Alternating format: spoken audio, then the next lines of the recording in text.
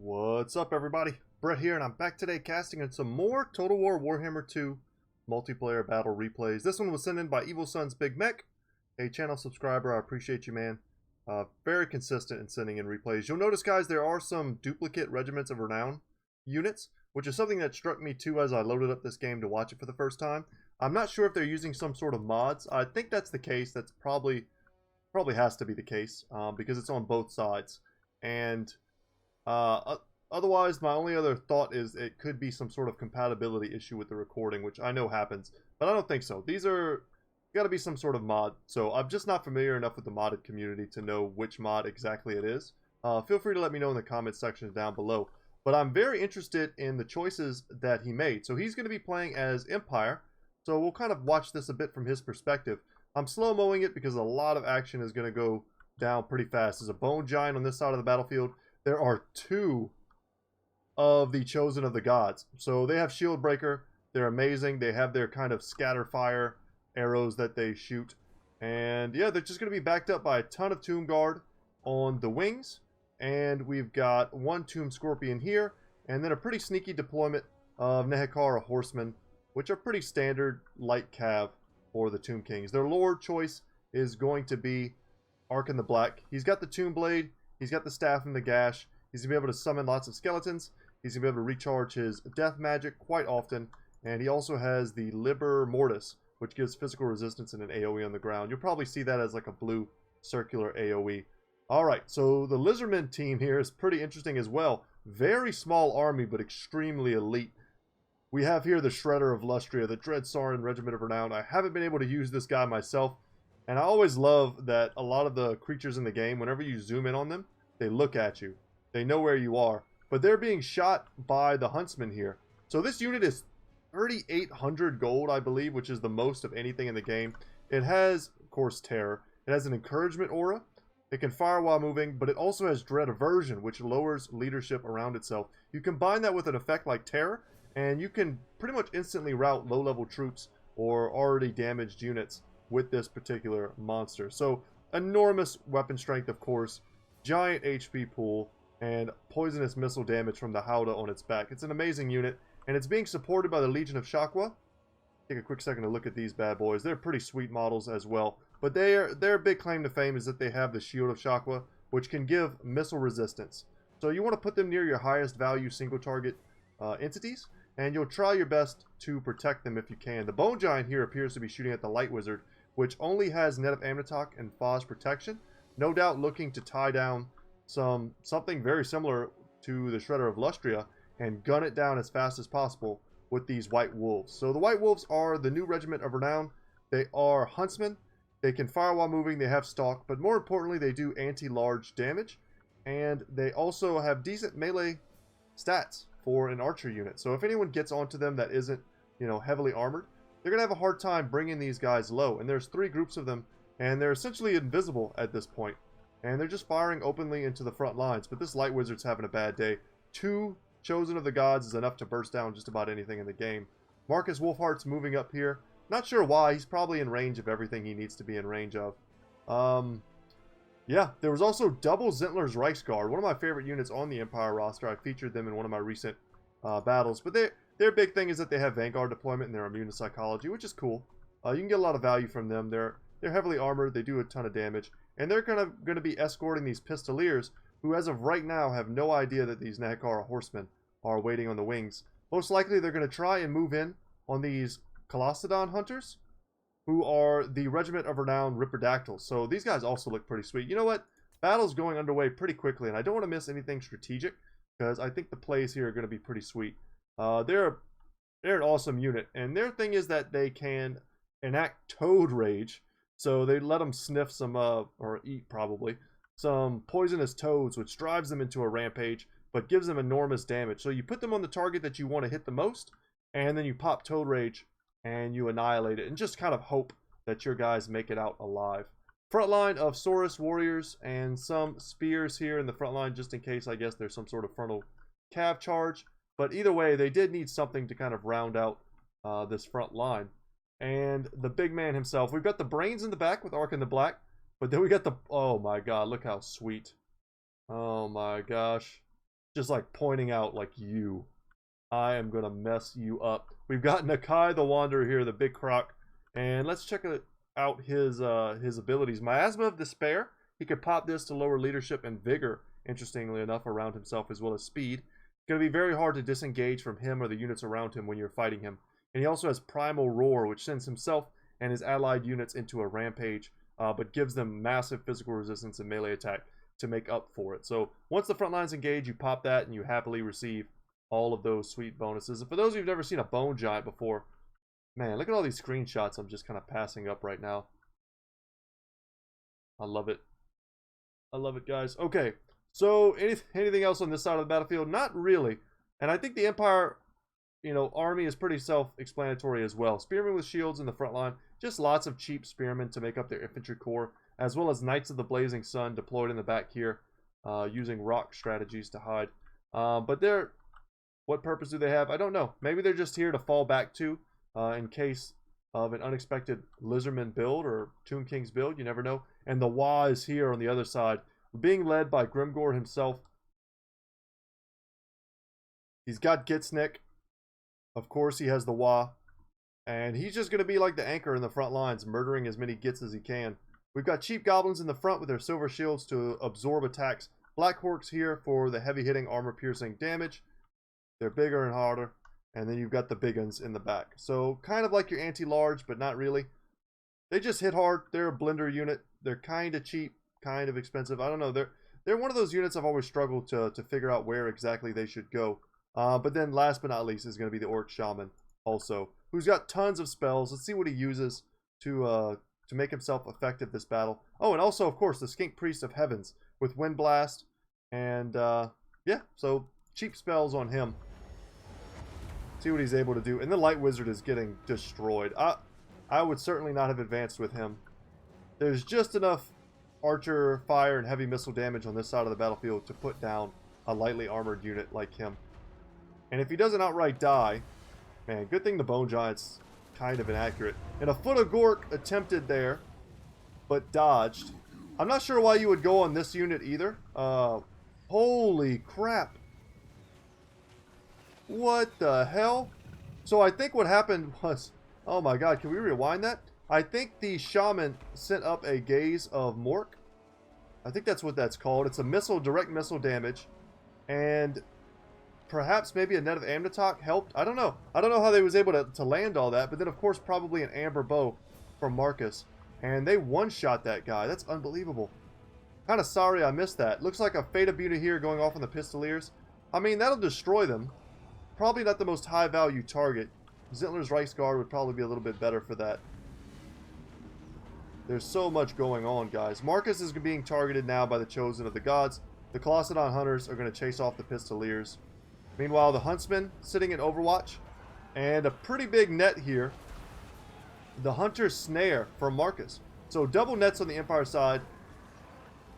Going to prove pretty useful here. Going to keep the Lizardmen from getting their charge and allow these Black Orcs to be the ones that do get the charge. And the Shredder here has a lot to fight and a lot to overcome. Bone Giant still shooting into Marcus. He's at about half health. And if these Riverdactyls get onto him, I mean, that could be it. If they pop the Toad, I mean, they could just take him down. Wah being activated now. It's a little late, and considering that the Empire is not even engaged, you're kind of missing half of the functionality of that. But they should be able to absolutely overrun the Lizardman front lines. Tomb Guards mixing in with the Legion of Shakwa. I mean, they're fighting, but they're not really fighting how they probably want to be. They're being kind of balled up here. Oh, no. And a devastating Foot of Gork. Going to be killing tons of Tomb Guard as well as the Legion. And the Shredder of Lustria. Very effective against the Greenskins, I would have to imagine. Colossadon Hunters being chased off. Wouldn't be surprised if the White Wolves could just turn around and beat these guys. With a little bit of help from these spears, I'm sure they could. So the front line's going kind of wild. The Hunter himself is being hunted by guys with even bigger bows than him. Got a little bit of bow envy. I'm just waiting to see. There we go. There's some Tombblade summons from Arkhan. Aspect of the Dread Knight causing terror. Probably hoping to, you know, send these spearmen into some sort of route. I don't know if that's the best use of magic. I would stick with Fata Buta, Spirit Leech, that sort of thing. and at least until the later parts of the game when enemy units are much more susceptible to routing.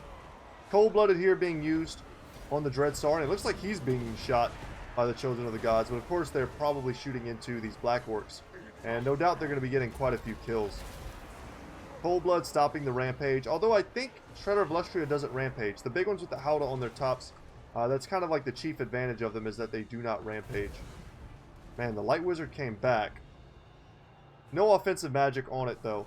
Tomb Scorpion kind of being left here. It should be charging into the back of the Spearmen. It has some weird movements, though, so maybe it kind of charged itself out of combat, and the Tomb King players sort of forgot to re-engage it. Grimgor going toe-to-toe with the Dread Saurian. This I've got to see. Let's move everything out of the way. It's such an awesome unit. To see all the skinks on the back throwing things. Black Orcs getting popped. It looks kind of like the Chosen are shooting along the edges of the formation. These are much juicier targets here. And even Nakai, man, we haven't seen him yet. Wading into combat with the Black Orcs. If you think Black Orcs are huge, look how big this guy is. Absolute monster. He hasn't swung yet, but I'm sure he's getting to that part. Oh no, he's broken. Oh my god, I missed Nakai fighting. That sucks. Oh man. I hate when I miss anything, but these big 2v2s you're kind of prone to miss something. Especially if you want to focus on any one thing at any given time. Otherwise, these videos take, 30 minutes to make because I'm constantly slow motioning it. But I think Grimgor is about to have a bad day. If the Shredder of Lustria can just get off a few more attacks before it goes, and I'm pretty sure it is going, yeah, Grimgor is going to get dunked. 750 weapon strength is no joke. Although with Gitsnip popped, he's probably pretty close to being up there himself. Being a Footlord kind of has its advantages, but the Chosen of the Gods are taking him down. And down goes the Shredder of Lustria. Perhaps mostly due to the double White Wolves Overwatch. Yeah, having multiples of certain regiments of renown is definitely an overpowered type of thing. Tomb Scorpion needs to get in there. Love the color scheme on him. Crushing it. Knights of the Blazing Sun are anti-infantry units, and you see there as they accelerate into the Tomb Guard, they are going to destroy them. There's no anti-large here to stop them either. Bone Giant's going to be out of ammo soon. The Chosen of the Gods will be out of ammo as well. Probably need to look for another Ushabti summon somewhere on the battlefield. These Nakaran Horsemen, they've been tying up these Zentler's Reichsguard. They're fighting Spearmen, which is pretty dang bad. And the Pistoliers for most of the battle, so, I mean, you're getting some value from that. And Marcus rallying is much more valuable than most other types of Lords rallying, because he can still sit on the edge of a formation and shoot and generate value, even though he's at, 2% HP. He can do that. Whereas, if he were just a Karl Franz type character, he would just have to wait on the sidelines and hope to be able to get in there. So the Orc Shaman was run in. He's got 48 kills, probably from his various spells. Fighting Tomb Guards, really not that bad of a place for him to be, but he doesn't want to do it unsupported. I mean, you could really afford to break off some of these units to come and help him. No reason really to blob up here. Especially considering that Grimgor is so out of the fight. Nakai getting his trademark charge off, going deep into that formation. Fighting with the Legion of Chakwa, these Saurus warriors. The Legion of Chakwa are almost always the last to break. They're an incredibly hardy regiment of renown. And Nakai is going to taste defeat here with 155 HP left. He's going to shatter and will not be coming back. Meanwhile, Grimgor is coming back. Happy to see these Ushabti for the Tombkings. They need them pretty bad, but just in time for another Wa to come off. Ushabti are going to charge into the rear of the Black Orcs. They're pretty great at fighting them, especially supported by the Tomb Guard that are here. Arkhan's taking some focus fire. At some point, I mean, these dudes have to run out of ammunition, right? They have quite a bit, but they should be out in just a few more volleys. Sadly, these horsemen are going to crumble until they disappear. Knights of the Blazing Sun fighting the Chosen of the Gods. Not a bad fight for the Chosen. They have armor piercing and melee. They do fine. And Knights of the Blazing Sun, of course, don't get their bonuses when fighting them. But they're being supported here by goblins. The Bone Giant will crush some people, as we see him stepping on them there. So Arkhan's dropped below 50% HP, so his curse is going off. It was draining the HP of these spearmen. He's fighting in and amongst his own Tomb Guard. And that's a fight they would probably win if Arkhan, or Marcus rather, wasn't just sitting here and trying to poke Arkhan to death. And he probably keeps trying to do his wind-up attack and it just fails. You can't use it on an enemy that's not alone. Holy crap. That Bone Giant's last shot sniped Marcus and took him down. How sick is that? Very cool. But the Knights of the Blazing Sun in glorious revenge are going to get up to this Bone Giant, who I'm sure would do fine against them, but there's still just a little too much ammo on these Pistoliers, on these Huntsmen. Man, the title of this video when it was sent to me was To the Wire, and they're not kidding. This is a pretty mad fight. Tomb Guard standing up. I don't think they can really fight these biggins for much longer. They have anti-infantry bonuses, but there's just too much meat here. I think these are all biggins. They probably need to pull one of these units out, separate them to come in and fight some other fights. I think that's kind of been the big story of this battle. The greenskin player has been very blobbed up here. Not that it's not really working for him a little bit, but I think it could have been punished very easily had perhaps not all of those horsemen been committed earlier. Maybe at this point they could still be around to rear charge and things like that. Knights of the Blazing Sun and Spearmen, a pretty nice combo to take out the Bone Giant for sure. Pistoliers still with a little bit of ammo. Not the best armor piercing on them, so they might not be able to do much work versus the Bone Giant, but their shots combined with the anti-large there should be enough to force them to crumble. And these White Wolves still have ammo. That's unbelievable. And their binding on these Skeleton Warriors is failing. They were summoned units from Arkhan. He does summon with his Tomb Blade some large units of Skeleton Warriors. As long as he's engaged in combat, that ability will recharge. And this is the point of the battle where things like Aspect of the Dread Knight can really come in handy.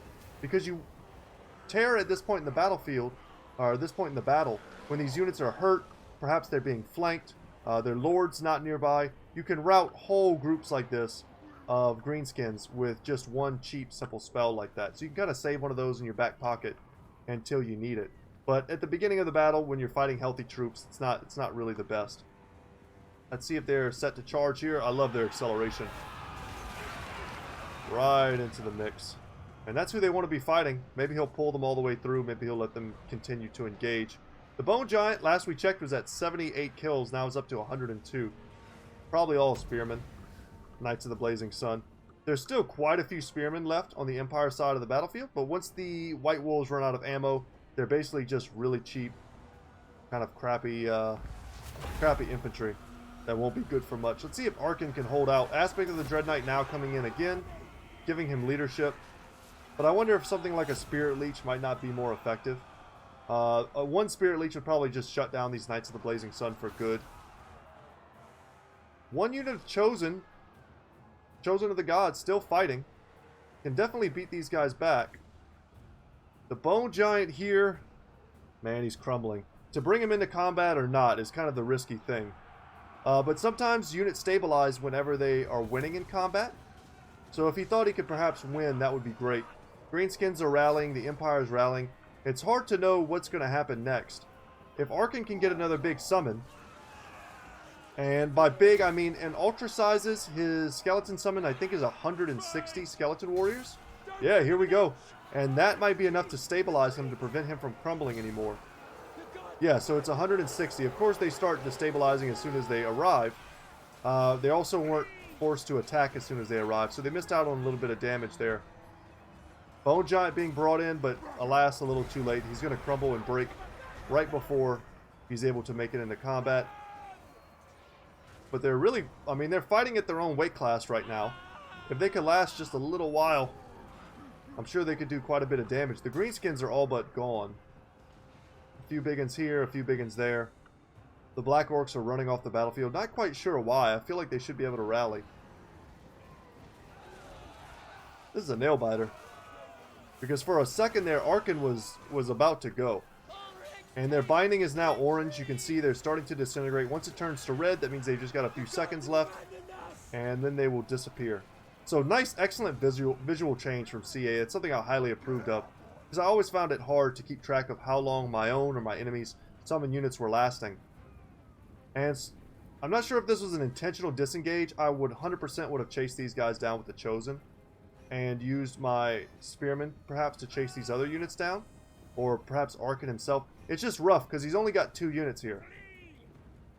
I guess he's identified that these biggins and perhaps this mix of... Well, some of these units are completely shattered. Trying to chase off this blob, I guess. Yeah, he had to really choose either this group or this group. He just doesn't have enough units to push off the rest. Let's go ahead and fast forward here and see what happens. Some people might not think this is very interesting to watch, but this is where a lot of battles are either won or lost. A few simple decisions here or there. Nice charge into the spearmen. Hard to tell whether or not they were braced for that charge. But now it's up to Arkhan and the Chosen to get in there. Ooh, some big ones coming in the fourth quarter. And he gets another group of Skeleton Warriors summoned. He's going to need to engage them right away. That's going to tip the balance bar back towards the center. Holy crap. Man, I almost wish I didn't have it in fast forward because I'd love to know how much HP he had at the end there. It had to be several hundred and that's it. Because he was like a literal second away from dying when his Tomb Blade came online. I think it has 6 charges, if I remember correctly, and it only recharges from being in melee combat. So he had to stay in melee combat for most of that fight with Arkhan to get that kind of value. But good play. Nice well-rounded build from the Tombkings player. Decent support here from the Lizardman player. And decent play. I mean, I don't know what else you could do with the Shredder of Lustria other than commit it early against the Greenskins. It got a lot of kills. But it's sad, you know, with whatever mods they were playing. I mean, 3 Huntsmen is kind of an unfair type of thing against the Lizardmen. It's a powerhouse unit, and it was definitely used to good effect here. The Colossadon Hunters, unfortunately, didn't get much value. The Skink Priest got sniped out right at the beginning, as we saw. But also another well-rounded build. Losing the Light Wizard early on was costly, but I think the double nets would have been great. I see what he was trying to do. You know, screen out with the Zentlers and the Pistoliers, net down with the Light Wizard and Marcus, and then focus down with the White Wolves. Great strategy. And there's a little bit of synergy there with the Orc Shaman's magic missiles. And the WAGHHH is just always good in a 2v2. Use them as your meat shields. And use them to beat down the Lizardman infantry and the Tomb Guards. And yeah. So great 1-2 punch from these two guys. But really amazing defense and good in-game play from Inquisition. Great play, guys. So thanks so much once again to Evil Sun's Big Mech for sending me this. Thanks to all the subscribers who took part. Thanks to everyone in Discord who's been sending replays. And guys, if you'd like to send me a replay, look in the description down below. There'll be a link to the Discord that you can use. Join the Discord, and there's a spot in there for you guys to send Total War Warhammer 2 replays if you would like. Just make sure they're recent. They're on the most recent patches. I know Gotrek and Felix just dropped, so there's a little bit of updates here and there. But as recent as you can get it, and I'd be happy to watch your replays and cast them. If they're modded, maybe just give me a little heads up in the message. That way I know ahead of time if some of the stats are different or some of the abilities are different, things like that. But otherwise, guys, once again, my name is Brett. My channel is Goodtalk Gaming. I hope you enjoyed today's video. And as always, guys, I will see you in the next one. Take care.